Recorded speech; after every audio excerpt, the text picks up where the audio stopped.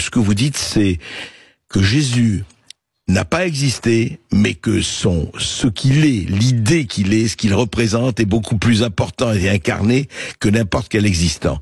C'est un peu ça? Alors disons qu'il n'a pas historiquement existé, c'est-à-dire il n'y a pas eu quelqu'un qui s'est appelé Jésus, dont le père a été Joseph, la mère Marie, avec des frères et sœurs, etc. Enfin ça n'a pas eu lieu, je dirais. Mais attendez, Michel, vous savez que vous êtes à l'encontre de dizaines de millions ou de milliards de croyants en disant ça.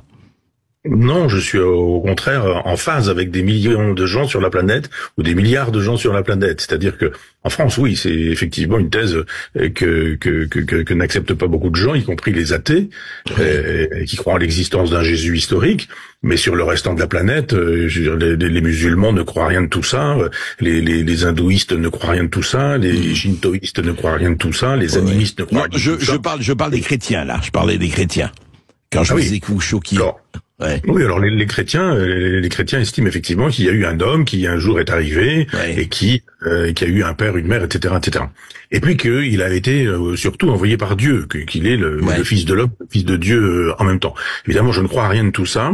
En revanche, je pense que la clé que je donne, c'est une clé qu'on appelle mythiste. Je ne suis pas l'inventeur non plus de cette thèse-là. Elle existe chez Bruno Bauer en Allemagne, et puis ensuite on la retrouve au 19e siècle, puis avec des théologiens qui sont des gens comme Paul-Louis Couchoux ou Prosper Alfaric, dont on ne parle pas, évidemment, qu'on n'édite pas ou qu'on ne réédite pas, sauf quelques petits éditeurs courageux.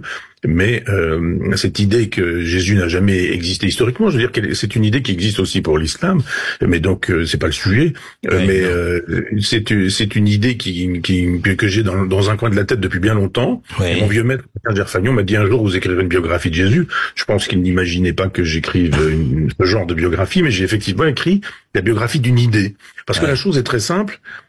C'est que les Juifs disent dans la Torah, dans ce que les chrétiens appellent le Pentateuque, c'est-à-dire dans les 5 premiers livres de l'Ancien Testament, ils nous disent toujours un prophète viendra, un Messie viendra, il fera ceci, il fera cela, il dira ceci, il dira cela. Et puis, évidemment, ça changera le monde. Et certains Juifs disent, non, c'est plus la peine de l'attendre, il est venu. Et d'ailleurs, il a fait ceci, il a fait cela, etc. Mais toujours avec un œil sur le rétroviseur.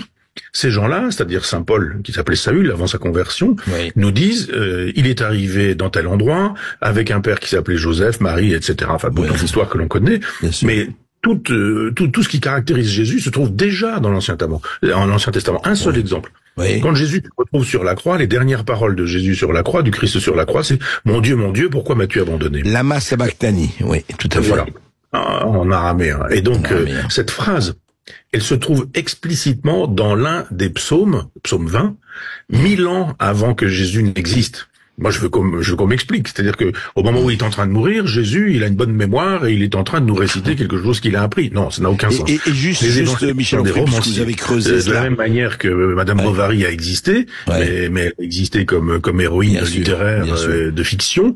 Jésus a été fabriqué par des évangélistes qui ont dit, regardez, il a été ceci, il a été cela. Et puis, il y a une couche, des couches importantes qui font que, pendant les siècles, y compris avec l'histoire de l'art, on a fini par ajouter le bœuf, l'âne, la crèche, Gaspard, Melchior, Balthazar et toute l'histoire qu'on sait.